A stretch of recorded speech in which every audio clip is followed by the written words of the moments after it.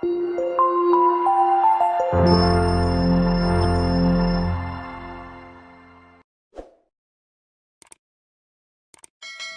Sai, I'm holding up over here, back in my youth. Oh, it says, hey. when I used to go to Williamsburg to learn, my Beit Midrash Maharhu, Rav Shalom Gadaev, he gave us all out this. It's been in my cubby, in my drawer in my house where I keep my Sfarim, my old pamphlets, and I saw it today. I'm like, something that's simple and easy that everybody could do. Bekitzur Nimratz. This is the Kavanot of Leil Seder. Now, Pesach is called Leil HaSeder, or Seder. Leil HaSeder. What does the word Seder mean? Order. To go in order, to have order. But the truth is, like I told you before the shiur, the first shiur, nothing on Leil HaSeder happens in order. We do all the kavanot of Shahari, Mincha and Aravit, all in Aravit. To the point that we say Hallel. I remember only Sefer. Do you guys say Hallel on the night of Pesach? You do? The Ramah says that the Minhag B'nai Ashkenaz is not to say Hallel. So I guess you guys go with Feast of B'nai Sfarad. Right. Always forget. So the Ramah, right? I guess the Lithuanian Jews, their minhag, I don't want to speak for them, I don't know if they're even watching this, but I don't want you guys to say it and say it over to them. But there is for sure many communities that don't say Hallel at night. Let's say it like that. They don't say Hallel. All Sephardim say Hallel at night with a beracha.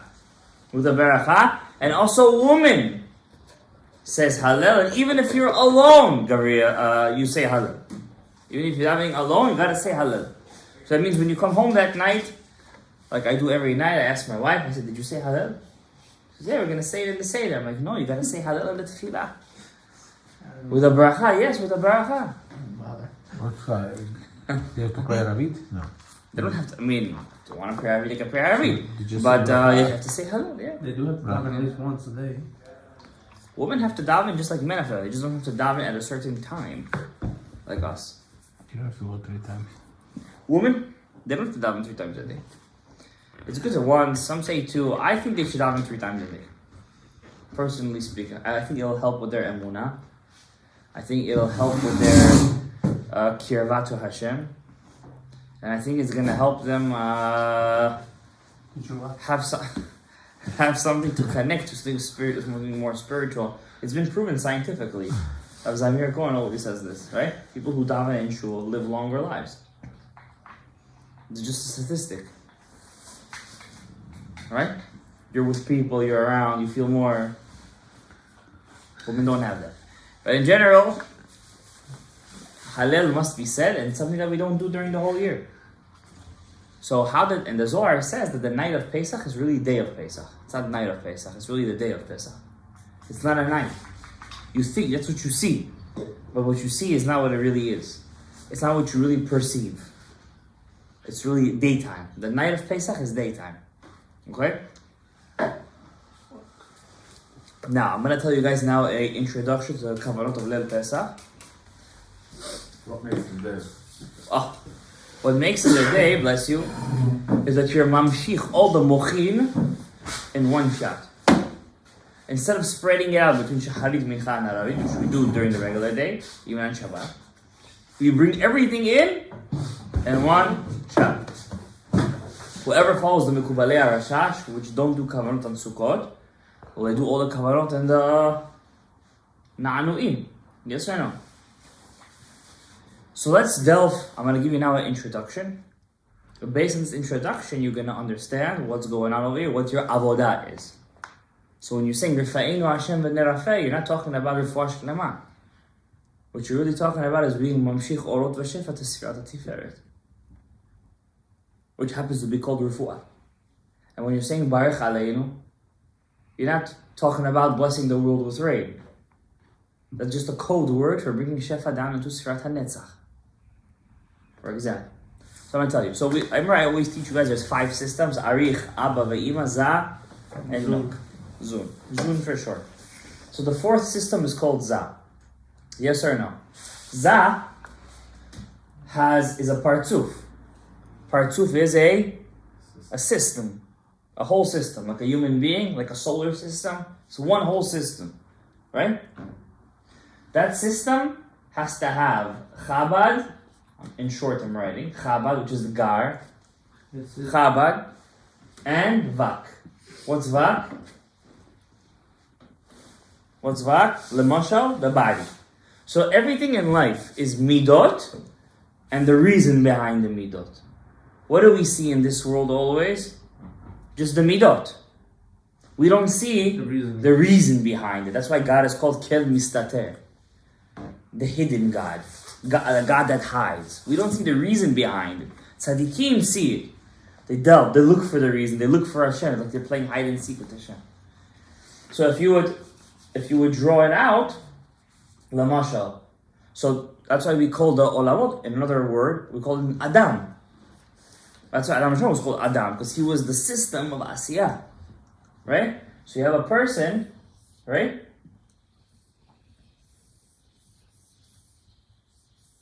This is not drawn to scale. Yeah, like a globe. So you have a person. Here is his gar. And here is his vak. Simple as that. Make sense? Yes or no? The Ari teaches us when a person is born, he doesn't have a gar. He's just a vak. Which is the body. He's just midot. That's why children, they're just midot. They have no sechel. Yes or no? Yes, develop. Develop. Oh. Just like, who develops the child? Society and Japan. Parents. The parents develop him. The Democrats want to develop your children in schools with all their woke stuff. You have to go against the grain, right? Both. I mean, nature, nothing. Both. Of course, the environment also gives. That's called olama igulim, from the outside. But who's the real developer? The parents. Abba ve'ima. Chokhmah and Bina. Listen to this. If you know this, you can start already doing Kavanot. So what's my whole goal in my life? To get this partzuf, his gar. What's gar? Chokhmah, Bina, and Dat. That's why Chabadnikim call themselves Chabadnik. You guys don't understand the reason behind it. They want to say they're the gar of all the... I'm serious. That's the reason. Because what's the whole avodah in this world, Gabriel? Is to get your Chabad.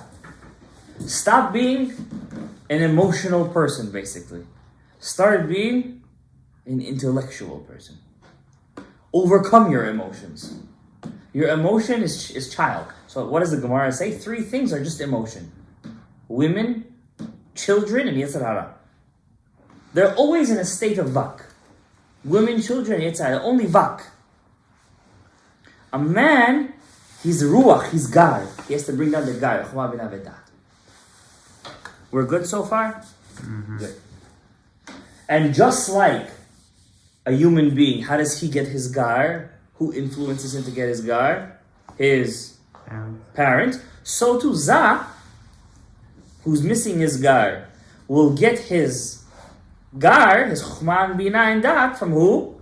Abba and Ima. And who's that? What do you mean? In the Olamot?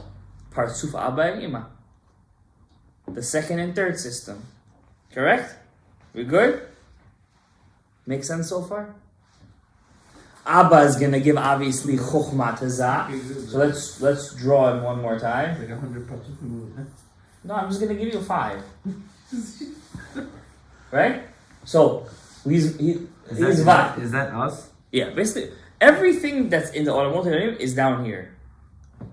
Right? Okay. So some people have a more refined Vak. It's more cleaner. So therefore they get their Chabad really quick. Right? Some people have a big Chabad. So therefore he has much more potential. Some people have small Chabad. Some people are more Chokhmah. Some people are more Bina. When do you receive it though? Is that in your Oh, control? that's exactly what we're going to talk about tonight. That's Pesach. Huh? Is that No, in that's your- not in your control. You have That's no not your control. parents. That's already what you get when you're born. How you're going to use your Chabad, that's in your control. How you use your Chabad. So, in your, what's Chabad? So Chabad is we're not talking about the skull. Skull is Keter. The Gulgolet is Keter. Forget about that. That's not part of it. We don't count Keter. The brain. Alright? Look at the brain. The brain has two parts. Right? And then it has a stem. Right? It has a stem that connects the two parts. Mm-hmm. So it's two parts and a stem. The right part a person gets, it's called Chokhmah, he gets it from his Abba. And that's the Partzuf, is actually called Abba. You're talking That's about what his real father and also up Yeah, it's just, your father down here is just a mashal. Yeah. You're a mashal. The real father is your neshama. From the root. And yeah, from the root. And you could control it in a thought. In your thoughts, you could control it. Right? It's a big, that's the secret. You control your root by your thoughts. Okay? So the right part you get from your Abba, the left part you get from your Ima. And in the middle you have your Da'at. The Da'at itself, I'm just going to draw him out here. The Da'at itself is split into two. Just like Abba and Ima are split into two. Also Da'at. The right part is called Chasadim. And the left part is called Gvurot. The Chasadim you also get from your Abba. The Gvurot you also get from your Ima. So Abba and Ima are in charge of your Chabad. How your Abba and Ima are going to raise you, that's how strong your Chabad is. The Tipa that the Abba and Ima give you, Gabriel, is what your Chabad is going to look like. I'm erasing the board now. Now I'm going to get to Leil HaSeder. When the Jews were in Egypt for 210 years, 80 years or so as actual slaves, the rest as Gerim in Egypt, and Avraham was a Ger from Brit Ben Abetarim, right? That's 400 years. I'm sorry, from the birth of Yitzhak, 400 years, from Brit Ben Abetarim, 430 years, right? So we were Gerim, if we count from our father Avraham, 430 years, right? From the birth of Yitzhak, 400, in Egypt itself, 210. Actual slaves, 80 plus years. When we were in Egypt, we fell to the 49th gate of Tum'ah. So Hashem said, listen, these guys are in it so deep, and they gotta get out now. Not that he had to take us out or do it. I'm just telling you what happened. We fell into or we thought We were in it. But we didn't cause it. Did we cause it? Or it had to be It had to be that way. Okay? We're in the 49th gate of Tum'ah, and one more second we would have fallen to the Keter de Klippah. The Keter de Klippah, it's big. Yeah, you don't get out of Keter de Klippah. You can only fight Keter de Klippah if you have Keter de Kedusha, which is the 50. What's Keter de Kedusha? The 50th Matan Torah.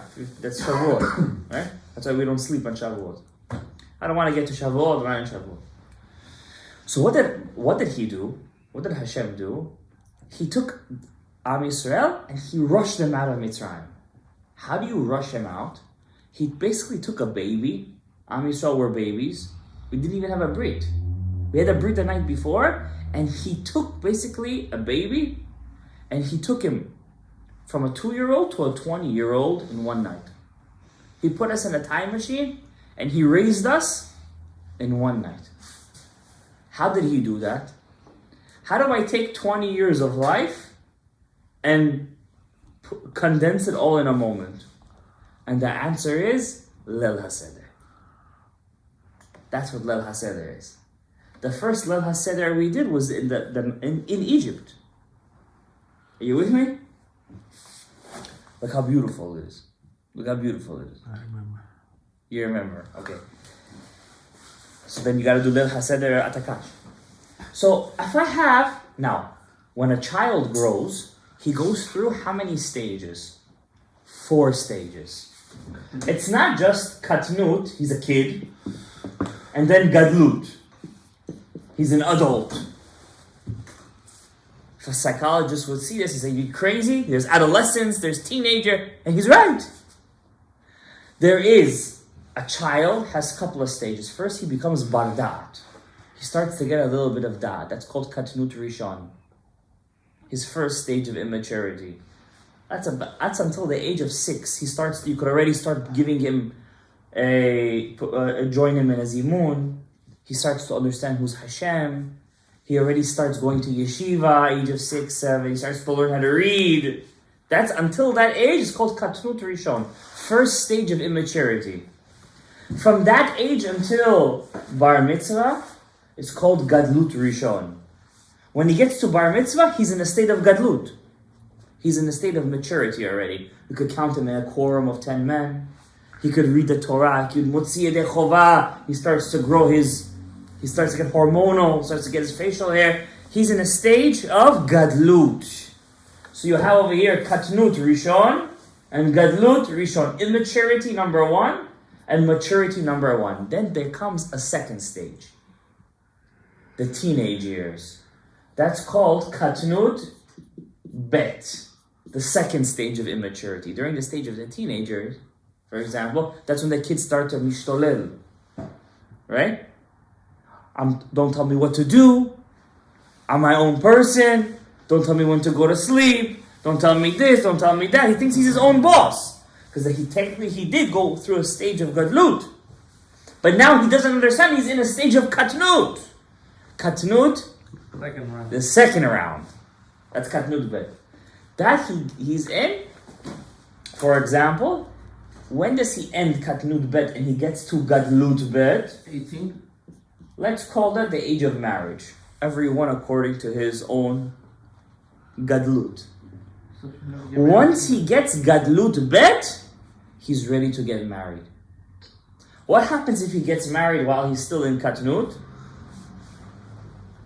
It's not gonna last because there's achizat to the klipa.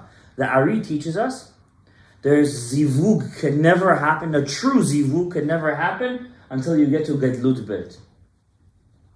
What did Hashem do to us on the night of Pesach? Really, we're supposed to go in order. First katnut, then gadlut, then katnut, then gadlut. But that could take another 200 years as a nation.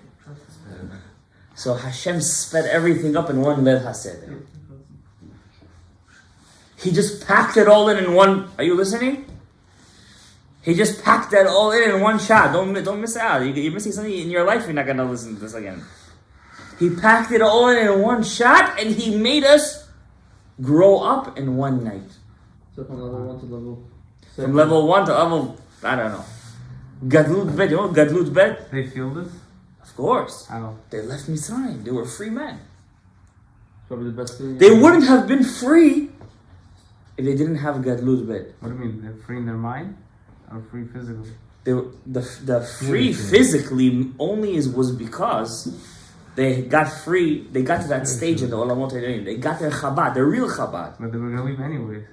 They only left because of the Leil HaSeder. That's the secret. Hashem wouldn't have taken them out if they wouldn't have eaten the Korban Pesach and done the Brit Milah. That's why Hashem gave that to them. But Leil Seder is the end state, no? They had a whole year. That's what I'm trying to tell you. And the night before, they already were eating the Leil HaSeder. The first Leil HaSeder was before we left Egypt.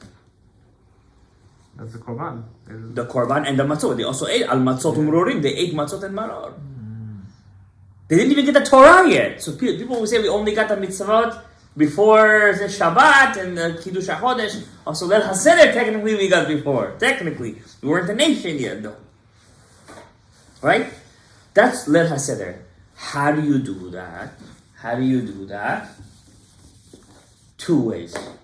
2 main ways. Matzah